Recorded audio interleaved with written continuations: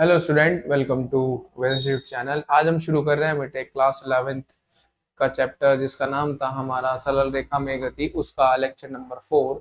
इससे पहले मैं आपको पढ़ा चुका हूँ दूरी क्या होती है, विस्थापन क्या होता है, चाल क्या होती है, वेग क्या होता है, सब चीजें बहुत अच्छे से पढ़ा चुका हूँ। आज हम पढ़ेंगे त्वरण, एसटी ग्राफ, पीटी ग्राफ, ये सारे ग्राफ एकदम से पढ़ेंगे अच्छे से। तो टाइम ना वेस्ट करते हुए शुरू करते हैं सीधा।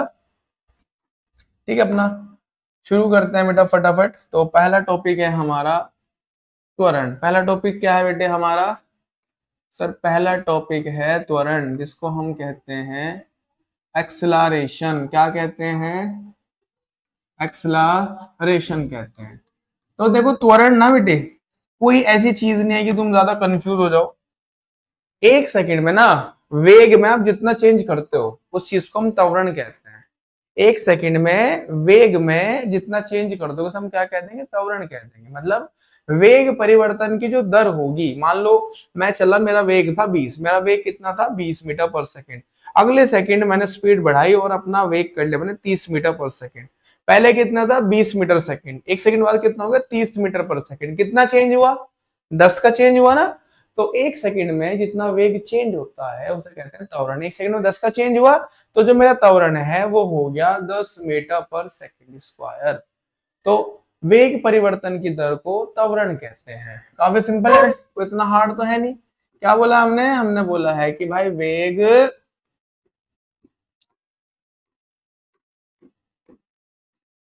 परिवर्तन की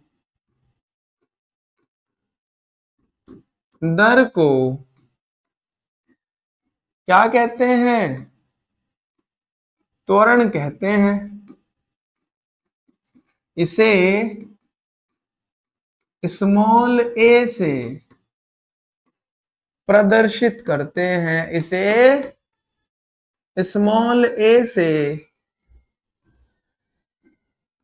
प्रदर्शित करते हैं। आगे बात समझ। अब ये तो हो गया बेटा किताबी की बात है ना, मतलब किताब की बात हो गई। अब तुम्हें याद कैसे रखना है? तुम्हें ये बादल याद रखना है। बारिश बरसे, अरे बारिश ज्यादा हो रही है यार, बादल बादल को ना याद करो फिलहाल। तो आपको याद रखना है कि एक सेकंड में जितना वेग परिवर्तन होगा, जितना वेग परिवर्तन होगा उसे ही उसे ही क्या कह देंगे? त्वरण कहते हैं। उसे क्या कहते हैं? त्वरण कहते हैं। आगे होगा समझ, कोई दिक्कत तो नहीं है इसमें। अब हमने तुम्हें बताया कि जो हमारा त्वरण है, जो क्या है? त्वरण है। वो क्या है? वो है वेग परिवर्तन, मतलब वेग बटा समय अंतराल। जितने समय में वेग चेंज हुआ, 2 सेकंड में, 3 सेकंड में, 4 सेकंड में, है ना। समय लिख सकते हो, कोई दिक्कत नहीं है। समय अंतराल में लिख रहा हूं, तुम लोग समय में लिख दो, कोई इशू नहीं है बेटा। तो त्वरण का निशान तो बताया ए, चेंज मतलब डेल्टा वी, और समय हो जाएगा डेल्टा टी। तो ए बराबर हो गया डेल्टा वी बटे डेल्टा टी। आगे बात समझ। और सुनो, अगर मैं बात करूं ए का मात्रक, किसकी बात करूं भाई? ए का मात्रक बताओ तुम मुझे। यार ऊपर कौन है? वेग। वेग पढ़ा रखा है तुम्हें। वेग का मात्रक होता है मीटर प्रति सेकंड। ये तो हुआ वेग का। बटे में कौन है? समय। समय का मात्रक हो जाएगा सेकंड।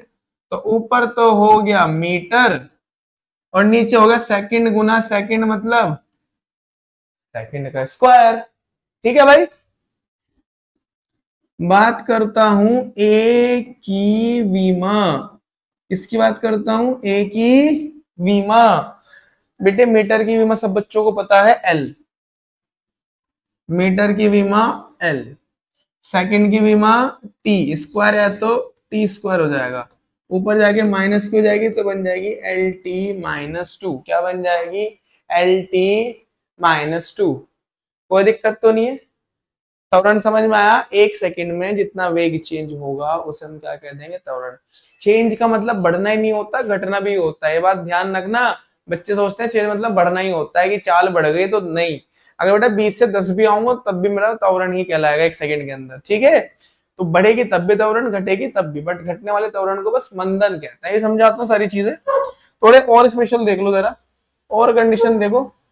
देखो भाई, एक तो मैं तुम्हें बताया था कि ए बराबर होता है डेल्टा वी बटे डेल्टा टी। जी सर, ये तो आपने हमें बता दिया, ठीक है भाई। एक और सुनो।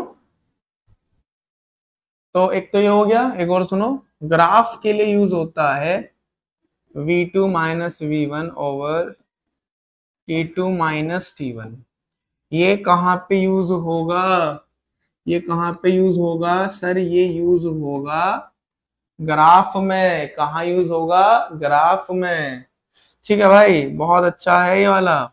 एक कभी कभी ऐसे भी यूज कर लेते हैं, v minus you upon T, गति का पहला समीकरण। पढ़ाऊंगा बट ऐसे भी याद कर लेना इसको। अंतिम वेग, प्रारंभिक वेग, समय। ठीक है भाई। कुछ बातें और देखो। अगर वेग बढ़ेगा, अगर वेग समय के साथ क्या होगा?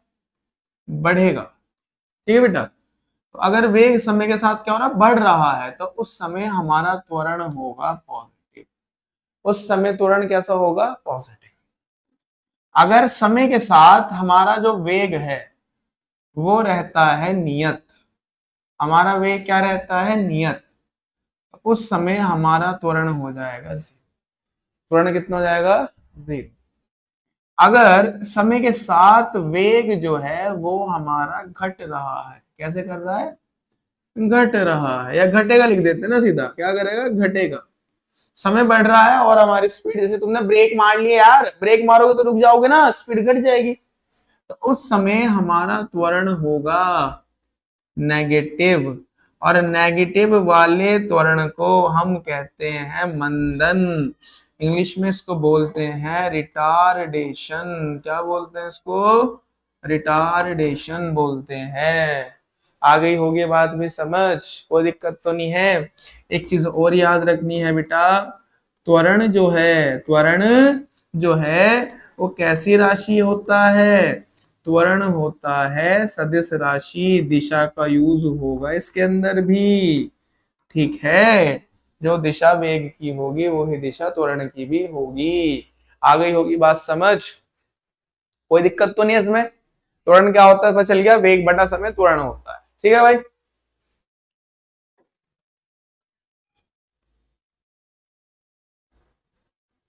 अगर कह दे तात क्षणिक त्वरण, इंस्टेंटेनियस एक्सेलरेशन, इंस्टेंटेनियस एक्सेलरेशन अगर तुम्हें बोल दे, हो तात क्षणिक कह दे भाई वो, ठीक है बेटे?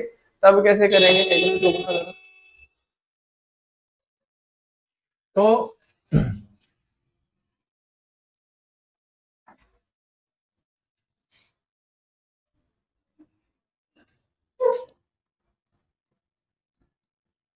कभी कभी हमारे से पूछ लेता है बेटा तात क्षणिक वेग। क्या पूछ लेता है? तात क्षणिक वेग, जिसे हम कहते हैं इंस्टेंटेनियस। क्या कहते हैं?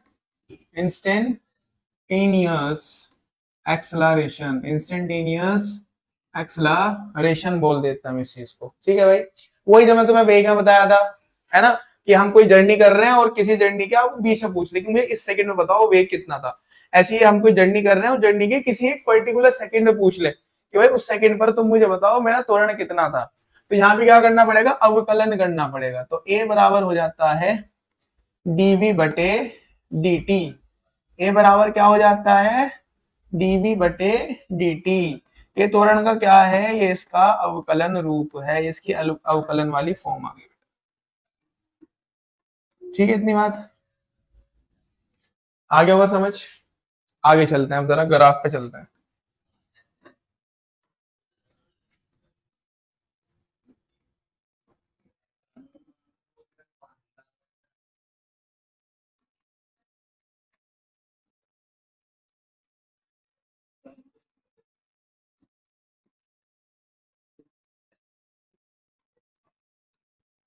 तो बेटे अगला क्या है हमारा? ST graph. अगला क्या है हमारा? ST graph. भाई बड़ा मजेदार चीज है, देखो आप बिल्कुल एक्साइटमेंट में खड़े हो जाओ बस चीजों को लेके, है ना। अब देखना कितना मजा आएगा तुम्हें पढ़ने में।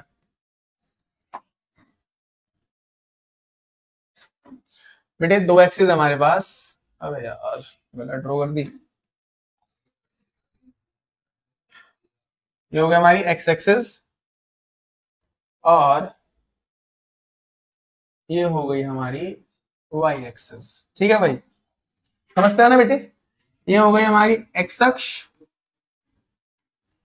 और ये हो गई हमारी वाई अक्ष। ठीक है बेटे। अब विस्थापन समय ग्राफ में एक्स अक्ष पे हमें मिलेगा समय और वाई अक्ष पर हमें मिलेगा विस्थापन। आगे से मैं विस्थापन को एस लिखूंगा और समय को टी लिखूंगा, ध्यान रखना। आगे से समय को लिखूंगा टी और विस्थापन को लिखूंगा एस। ठीक है बेटा, इतनी बात। अब इनके बीच में मैं कंडीशंस वैल्यू निकालूंगा कि भाई अगर 5 सेकंड थी तो विस्थापन 20 था, है ना, 10 पर कितना था, ऐसे करके मान लो कोई ग्राफ मिल गया। मान लो तुम्हें ऐसे कोई ग्राफ मिल गया बेटे, ये कोई ग्राफ मिल गया तुम्हें, ठीक है भाई, किसी भी समय पे।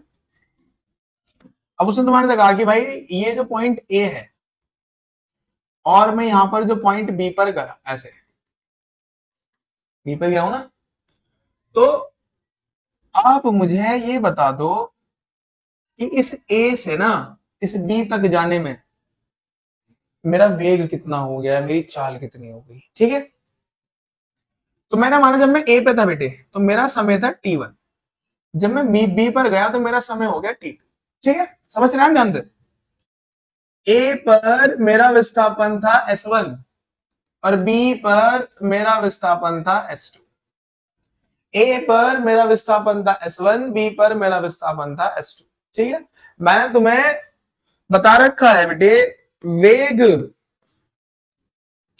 जो है उसका ग्राफ का इक्वेशन होता है s2 minus s1 upon t2 minus t1।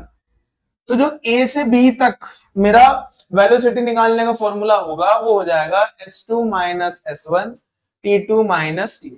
ठीक है, इतनी बात। अभी और चीज समझो जरा, अभी तो कुछ भी नहीं हुआ, अभी तो देखते जाओ जरा।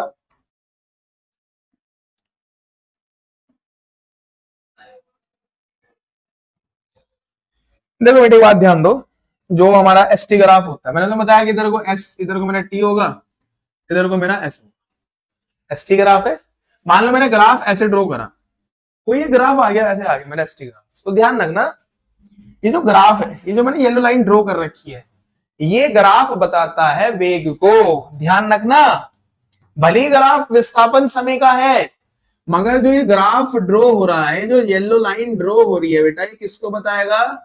ये वेग को बताएगा। किसको बताएगा? वेग को बताएगा। और वेग को कैसे बताया करते हैं बेटा? वेग को बताता है ये एंगल, इसे हम कहते हैं परवणता। क्या कहते हैं? परवणता, थीटा। ये क्या है हमारी? थीटा। तो इस ग्राफ की जो परवणता है, इस ग्राफ की जो परवणता मतलब स्लोप, तो वो किसको बताता है? वेग को। और स्लोप का फॉर्मूला तुम्हें पता ही होगा, y2 minus y1 upon x2 minus x1। Maths के अंदर पढ़ के आए होंगे बेटा सारे बच्चे। तो उसकी जगह हम क्या लिखते हैं? y पर तो मेरा s है, तो s2 minus s1 upon t2 minus t1। ध्यान रखना, तो जो वेग है हमारा वो क्या होता है? वो होता है एसटी ग्राफ की परवणता। देखो ध्यान सुनते जाना, एसटी ग्राफ की परवणता। और परवणता जो है हमारी वेग, वो या तो होता है बेटे टेन थीटा के बराबर, है ना, या वो होता है D Y upon D X, या होता है y2 minus y1 upon x2 minus x1। अगर अब तुम ध्यान से देखो y की जगह कौन है? यहाँ पे s है ना, तो जहां जहां y है वहां s लगा दो, और जहां जहां x है वहां पे क्या लगा दोगे? t लगा दोगे।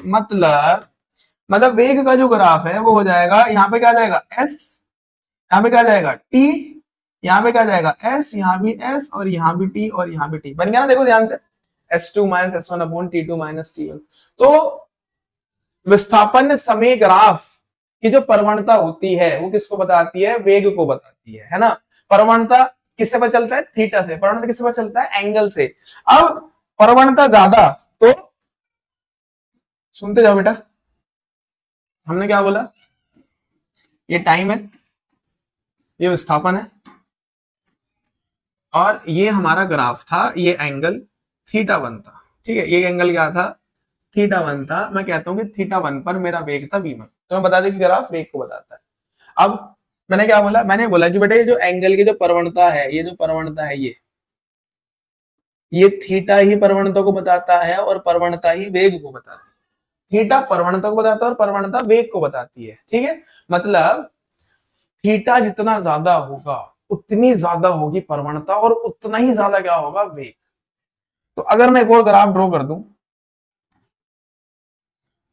ये ग्राफ ड्रॉ करा और ये एंगल आया थीटा टू और इसका वेग हो गया v2, तो मैं तुम्हारे से पूछूं कि बताओ v1 ज्यादा है कि v2 ज्यादा है। तुम्हारे से क्या पूछूं, v1 ज्यादा है कि v2 ज्यादा है। तो तुम सोचोगे v1 ज्यादा है कि v2 ज्यादा है, अरे सर ने तो बताया था कि भाई प्रवणता वेग को बताती है, प्रवणता को थीटा बताता है, जिसका थीटा ज्यादा वेग ज्यादा। तो तुम ध्यान से देखो, थीटा टू बड़ा है ना थीटा वन से, तो थीटा टू जो है वो ज्यादा है थीटा वन से, इसीलिए v2 ज्यादा हो जाएगा v1 से, जिसका थीटा ज्यादा उसका वेग भी ज्यादा। याद रहेगी बात। और देखो,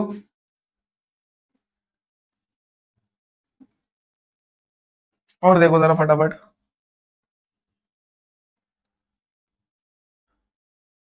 ये हमारा v1 है 30 डिग्री पर। ठीक है भाई, ये हमारा v2 है 60 डिग्री पर, और मेरे चांद ये हमारा v3 है 45 डिग्री पर। अब मुझे तुम इसके इंक्रीजिंग ऑर्डर में बताओ कि सबसे कम किसकी है, उससे ज्यादा किसकी है, और सबसे ज्यादा किसकी है। तुम्हें एक बात पता है, जिसका एंगल ज्यादा है उसकी v भी ज्यादा होगी। तो मेरे ख्याल से एंगल कितने कितने हैं, 30 है, 45 है और 60 है। 30 ज्यादा होता है 45 और 45 ज्यादा कौन होता है बेटे, 65। अब 30 पे किसका वेग है, v1 का है, तो v1 लिख दो। उससे बड़ा कौन है, 45, 45 पे कौन है, 45 पे है v3, फिर v3 लिख दोगे। और सबसे बड़ा कौन है 60 पर, v2, v2।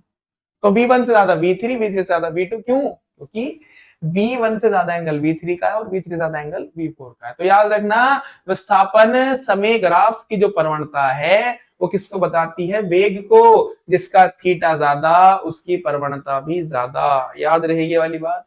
ठीक है बेटे, और सुनो, मान लो कोई ग्राफ है, ऐसे ड्रॉ करा मैंने। ठीक है, ये मैंने कोई ग्राफ ड्रॉ कर दिया, और बेटा फिर मैंने उस पर एक स्पर्शी ड्रॉ करी। उस पर क्या ड्रॉ करी, एक स्पर्शी ड्रॉ कर दी ऐसे, टेंजेंट। ठीक है भाई, स्पर्शी ड्रॉ कर दी। स्पर्शी ड्रॉ करने से क्या हुआ, मुझे वाला एंगल मिल गया थीटा वन। क्या मिल गया, एंगल थीटा वन मिल गया। ठीक है बेटे, अब थीटा वन गया, थीटा मिल गया, क्या मिल गया, थीटा मिल गया मुझे।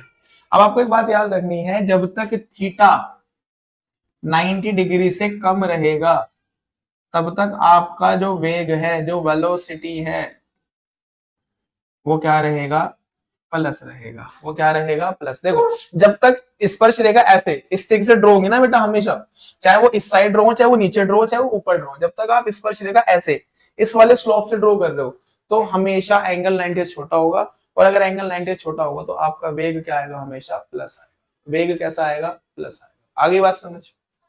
दूसरी बात सुनो,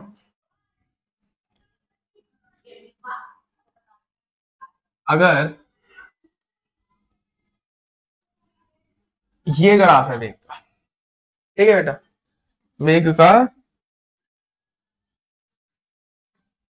वेग का ऐसे कुछ ग्राफ बना लेता है ना। मान लो मैंने ऐसे ग्राफ ड्रॉ कर रखा है। ठीक है, अब जरा बेटा इस पर टेंजेंट ड्रॉ करना। तो जब हम इस पर टेंजेंट ड्रॉ करेंगे तो वो ऐसे आएगी, मतलब नीचे से ऊपर को जाएगी। मैंने थोड़ा उल्टा बना दिया, कोई दिक्कत नहीं। ये एरो जो है ना बेटा आपका, ये ऐसे ऊपर लगेगा, ये यहाँ नहीं आएगा।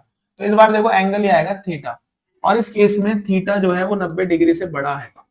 तो तब आपकी जो वेलोसिटी है, आपका जो वेग है बेटा, वो क्या आएगा, नेगेटिव आएगा। वेग क्या आएगा, नेगेटिव आएगा। ठीक है, इतनी बात। हाँ, अगर बिल्कुल थीटा ऐसा आ रहा है कि थीटा 90 डिग्री पे है एग्जैक्ट, तो उस समय वेग होगा जीरो। उस समय वेग कितना होगा, जीरो। देखो बेटे, थोड़ा समझने वाली बात है, ध्यान से समझो इस चीज को कि भाई जो हमने एसटी ग्राफ ड्रॉ करा है बेटा, उसका जो मैं जो भी ग्राफ ड्रॉ करूंगा, किसको बताएगा, वो बताएगा वेग को। किसको बताएगा, वेग को। ठीक है, किसी भी विस्थापन समय ग्राफ का जो वेग है, उसकी प्रवणता बताते हैं वेग को, और प्रवणता डिपेंड करती है एक्स एक्स से, प्लस एक्स एक्स से ग्राफ कितना एंगल बनाता है। प्लस एक्स एक्सिस से ग्राफ जितना ज्यादा एंगल बनाएगा, प्रवणता उतनी ज्यादा होगी। प्रवणता जितनी ज्यादा होगी, वेग भी उतना ही ज्यादा होगा। ठीक है, इतनी बात ध्यान रखना। मैंने बोला कि अगर थीटा मेरा 90 डिग्री से कम रहा किसी भी ग्राफ के लिए, तो वहां पर मेरी वेलोसिटी ज्यादा आएगी, पॉजिटिव आएगी। ठीक है, प्लस की रहेगी हमेशा। अगर मेरा जो ग्राफ है वो 90 डिग्री से ज्यादा है, तो मेरे वहां पर वेलोसिटी यानी कि वेग कैसे हो जाएगा, माइनस हो जाएगा। ठीक है, और अगर कहीं पे थीटा 90 हो गया, ऐसे एक्स एक्स के पैरेलल चला गया ग्राफ, अभी सब चीजें कराऊंगा, वहां पर मेरा वेग कितना हो जाएगा, जीरो। ठीक है, तो ये तो हो गई किसकी, वेलोसिटी की बात। अब तुम्हें एक बात और याद रखनी है बेटा,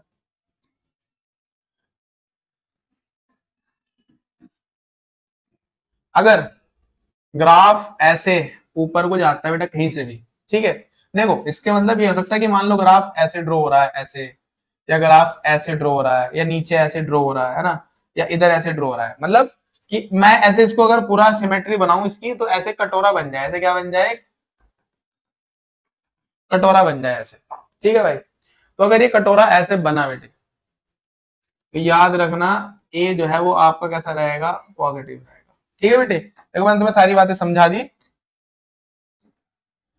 जरूरी नहीं कि पूरा कटोरा ही बनेगा, कटोरे के अलावा अगर ऐसे भी कोई से भी तुम्हें ग्राफ दिख जाए हिस्सा, है ना, ऐसे नहीं कि चारों एक साथ दिखेंगे, या तो मान लो ग्राफ ऐसे दे रखा है, या मान लो ग्राफ ऐसे दे रखा है, या मान लो ग्राफ तुम्हें नीचे भी ऐसे आएगा, मान लो तुम्हें ग्राफ दे रखा है उसने ऐसे, और यहाँ पे ग्राफ तुम्हें दे रखा है ऐसे।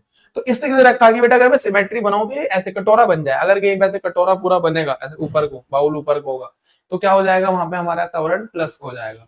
और अगर ये उल्टा हो जाए, अगर ये कटोरा ऐसे बन जाए, आपका उल्टा हो जाए, तो उस समय त्वरण होगा माइनस। पूरा कटोरा नहीं आने का मैंने तुम्हें पहले ही बताया है कि बेटा ऐसे, ये ऐसे जा सकता है, इधर ऐसे हो सकता है, ऐसे हो सकता है, ऐसे हो सकता है। मतलब कि अगर मैं ग्राफ को आगे बढ़ाऊंगा, तो देखो आगे बढ़ने पे, अरे येलो हो जाए ना, आगे बढ़ने पे देखो ऐसे, है ना, जैसे ये था, इसको बढ़ाऊंगा तो ये ऐसे, इसको बढ़ाऊंगा तो ये ऐसे। मतलब अगर ग्राफ को मैं पूरा बढ़ाऊं, तो अगर नीचे कटोरा बनेगा, तो वहां पे त्वरण कितना होगा, माइनस। याद रही ये वाली बात भी तुम्हें, ठीक है सर। कटोरा ऊपर ए प्लस, और कटोरा नीचे उल्टा हो गया, तो ए माइनस।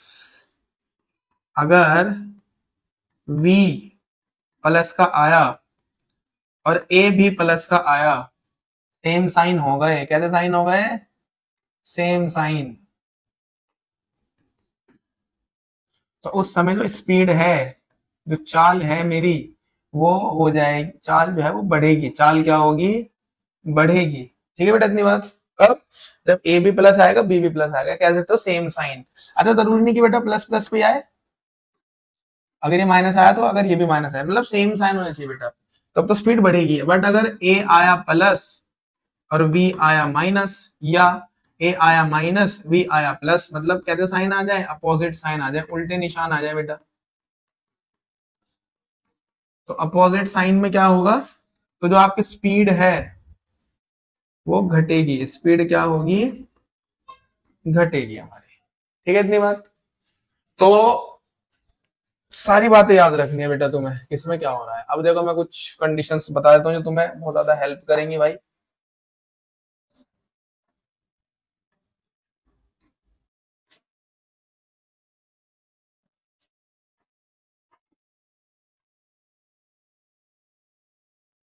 चलो छोड़ो, कंडीशन को छोड़ो, सीधा तुम्हें सवाल देते हैं यार, सीधा प्रैक्टिकल बताते हैं थ्योरी में क्या रखा है ना। भाई तुम्हें ऐसे में एक ग्राफ दे रहा हूँ बेटे बना के यहाँ पे,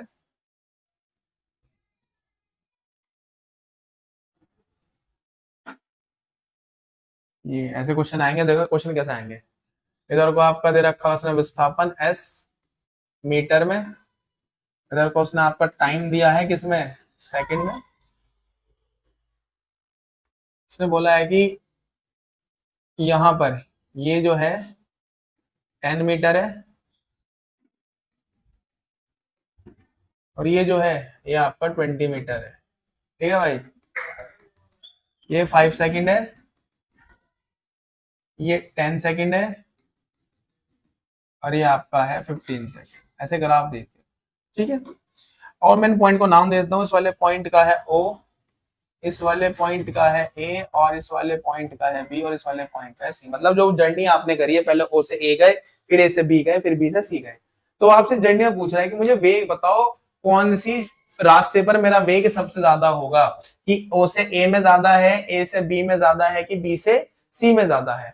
तुम्हें क्या बताना है, मेरा वेग बताना है, किस समय अंतराल में वेग ज्यादा होगा। ठीक है भाई, सवाल क्या है बेटा, किस समय अंतराल में वेग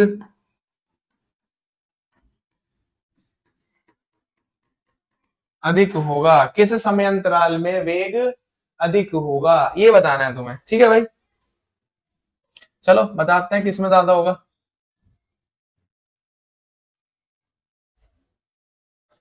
देखो जरा बेटे किसमें ज्यादा होगा, पहले निकालता हूं O टू A, O से A के लिए, O से A के लिए बेटे, O पे हम रखे हैं यहाँ पे, तो यहाँ तो टाइम भी जीरो है, मतलब T1 कितना हो गया, जीरो। विस्थापन भी जीरो, मतलब S1 भी जीरो। ठीक है, इतनी बात आ रही समझ। फिर हम O से कहा गए A पर, मतलब मेरा टाइम कितना हो गया, 5 सेकंड, तो मेरा T2 कितना हो गया, 5 सेकंड। मेरा S2 कितना हो जाएगा, 10 मीटर। कितना हो जाएगा, 10 मीटर हो जाएगा। कोई दिक्कत तो नहीं, ठीक है सर, कोई दिक्कत नहीं। अब मैं निकाल लेता हूं V का फॉर्मूला तुम्हें लिखवा रखा है, S2 minus S1 T2 minus T1। S2 कितना है बेटे मेरा 10, माइनस S1 कितना है मेरा 0, T2 कितना है 5, T1 कितना है 0। 10 में से 0 गए 0, 5 में 0 गए 5, तो यह आ गया 2 मीटर पर सेकंड। कितना आ गया, 2 मीटर पर सेकंड। और थोड़ा सा बेटे क्वेश्चन में करेक्शन है, ये डिस्टेंस 20 नहीं है, ये डिस्टेंस है तुम्हारी, ये डिस्टेंस है 28। कितनी है, 28 मान लेते चलो उसको, तुम्हारी 28 मीटर थी, ठीक है, 20 नहीं थी। तो जब मैं O से A गया, O से A में मेरा वेग कितना हो गया, 2 मीटर पर सेकंड हो गया। दूसरा अंतराल कौन सा है मेरा, दूसरा अंतराल है A से B, A से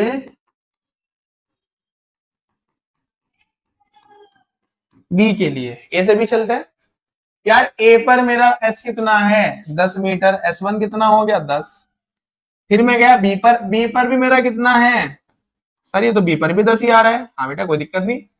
A पर मेरा समय कितना है 5 सेकंड, T1 कितना हो गया 5 सेकंड, T2 कितना हो गया 10 सेकंड। तो वेग निकालने का फॉर्मूला क्या होता है, S2 minus S1 upon T2 minus T1।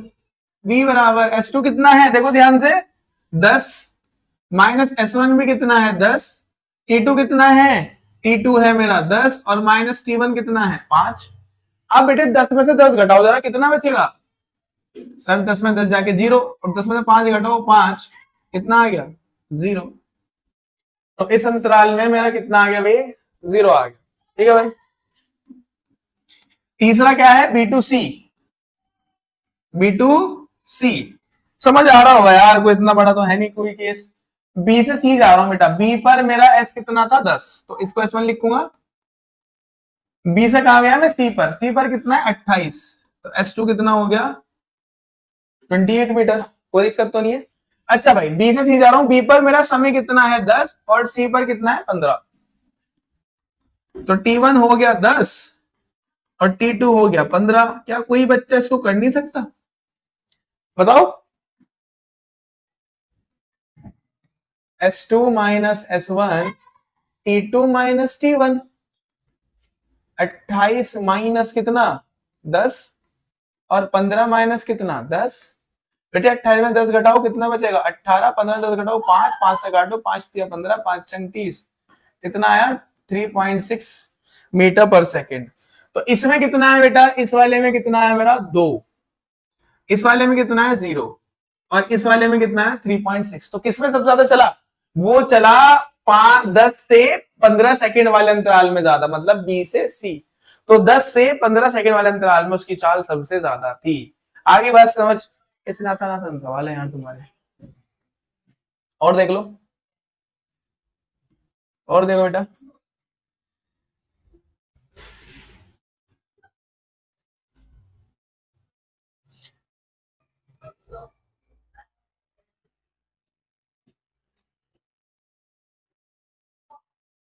ठीक है ये ग्राफ है। अब क्या तुम्हें ये ग्राफ दे दिया उसने भाई, यहां पर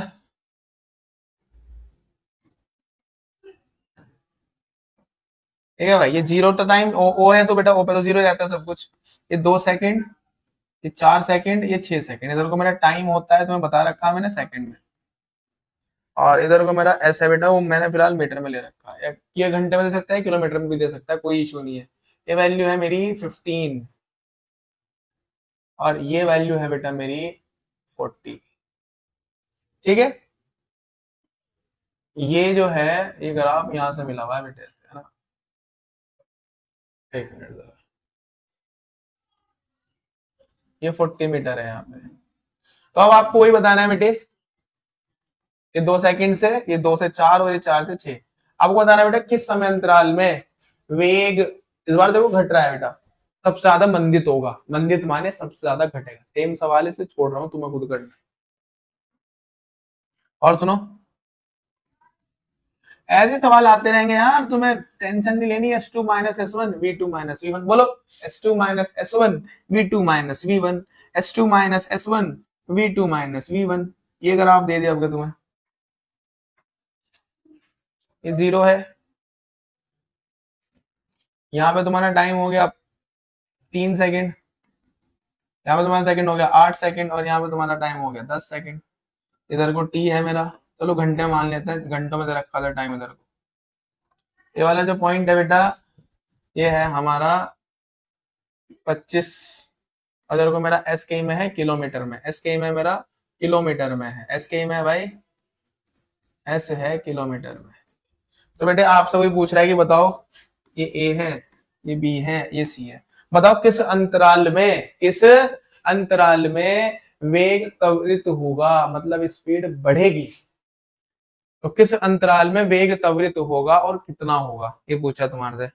तो क्या मेरे बच्चों में तुम्हें हिंट देके छोड़ सकता हूँ कि तुम खुद कर लोगे। देखो पहले ओ से ए निकालेंगे, जब हम ओ से ए निकालेंगे बेटा, ओ पर तो एस भी 0 टी भी 0 बता रखा है, तो इस पर S1 भी 0 और T1 भी 0। ठीक है सर, फिर ओ से मैं कहा जा रहा हूं, देखो ए पे जा रहा हूं ना, टाइम कितना 3 और विस्थापन कितना 10 25, S2 कितना हो गया 25 किलोमीटर और टाइम कितना हो गया, टाइम हो गया 3 घंटे। क्या तुम्हें वेग का फॉर्मूला नहीं बता रखा, जी सर बता रखा है, S2 minus S1 upon T2 minus T1। कर नहीं सकते क्या बताओ इससे, अरे गुणा भाग तो कर लोगे यार। फिर ए से बी, ए से बी में बेटा जब हम ए से बी जाएंगे, ध्यान दो फटाफट, जब हम ए से बी जाएंगे, देखो ए भी कहां मिल रहा है 25 पे, बी भी कहां मिल रहा है 25 पे, तो फिर बेटा वही केस होगा पिछली बार था, S1 भी 25 किलोमीटर, तुम्हारा S2 भी 25 किलोमीटर। ए पर टाइम कितना है 3, बी पर कितना है 8, तो ए के टाइम को कह देंगे T1 जो कि 3 घंटे और बी के टाइम को कह देंगे T2 जो कि कितना है 5 घंटे। वी का सूत्र सेम लगा दोगे, S2 minus S1 T2 minus T1, value रख के मजे लेना जिंदगी के। तीसरा क्या है बेटा B2C, तीसरा क्या है भाई B2C, B2C में बी पे कितना है S1 है क्योंकि बी से स्टार्ट हो रहा है, अच्छी जहां से स्टार्ट होगा उसे S1 बोलेंगे, सी पे रुक रहा है, ये तो ग्राफ नीचे आ गया वापस, तो ये कितना हो जाएगा बेटा 0। बी पर टाइम कितना था 8, तो T1 कितना है 8 घंटे और सी पर टाइम कितना है 10, तो T2 कितना हो गया बेटे 10 घंटे। सूत्र बोलो, बोलो सूत्र, S2 minus S1 T2 minus T1। Simple, कर लोगे ना बेटे, कोई बड़ी बात तो नहीं, किसी भी सवाल में हो जाएगा आराम से। सब प्लस माइनस अपने आप तुम्हें पता चल जाएगा। तो उम्मीद है सब बच्चों को समझ आया होगा बेटे। बस एक नोट और देख लो मेरी साइड से, एक नोट ये है बेटा कि अगर इधर को हो समय, इधर को क्या हो भाई, समय, और इधर को हो बेटा विस्थापन, इधर को क्या हो, विस्थापन, ठीक है भाई। और तुम्हें वो ग्राफ दे दे ऐसे कि भाई, एक मिनट रुको, कि वो तुम्हें ग्राफ दे दे ऐसे कि ये हमारा ग्राफ है। ये मिटा दे थोड़ा सा, कम करते हैं, थोड़ा सा मिटा देते हैं। ये तुम्हारा ग्राफ है। तो ग्राफ अगर ऐसे आता है बेटे, तो इस टाइप का ग्राफ हो जाएगा इम्पॉसिबल। क्या हो जाएगा, इस टाइप का ग्राफ क्या हो जाएगा बेटा, इस टाइप का ग्राफ हो जाएगा इम्पॉसिबल, असंभव। इस टाइप का ग्राफ क्या हो जाएगा, असंभव हो जाएगा। असंभव क्यों हो जाएगा, क्योंकि इस टाइम में देखो, मान लो यहां पर ये 5 सेकंड हो रहे हैं, कितने सेकंड हो रहे हैं, 5 सेकंड। तो 5 सेकंड से अगर मैं एक लाइन ऊपर को ड्रॉ करता हूं, तो ये लाइन ये कह रही है कि एक इंसान 5 सेकंड पर यहां भी था और 5 सेकंड पर यहां भी था। मतलब एक इंसान एक ही समय दो जगह हो सकता है। मैं यहाँ स्टूडियो में रिकॉर्ड भी कर रहा हूँ और अपने घर बैठ कर आराम से, है ना, पुष्पा 2 भी देख रहा हूँ बैठा हुआ। समझ लो ना बात। तो ऐसे नहीं होता, एक इंसान एक ही जगह तो प्रेजेंट रह सकता है यार। एक टाइम पे एक इंसान दो जगह कैसे प्रेजेंट हो जाएगा, कोई जुड़वा तो है नहीं भाई हम कि दो जगह चले जाएगा एक इंसान। फिर भी दो ही होंगे टेक्निकली, तो दुनिया की नजर में एक होगा। तो एक इंसान दो जगह एक ही समय में संभव नहीं हो सकता, इसलिए ऐसा ग्राफ असंभव है। इसका मतलब ये हो गया कि मैं स्कूल से चला अपने और अपने घर आ गया 25 किलोमीटर का रास्ता तय करके, और टाइम बढ़ा ही नहीं। कहने का मतलब है टाइम फ्रीज हो गया।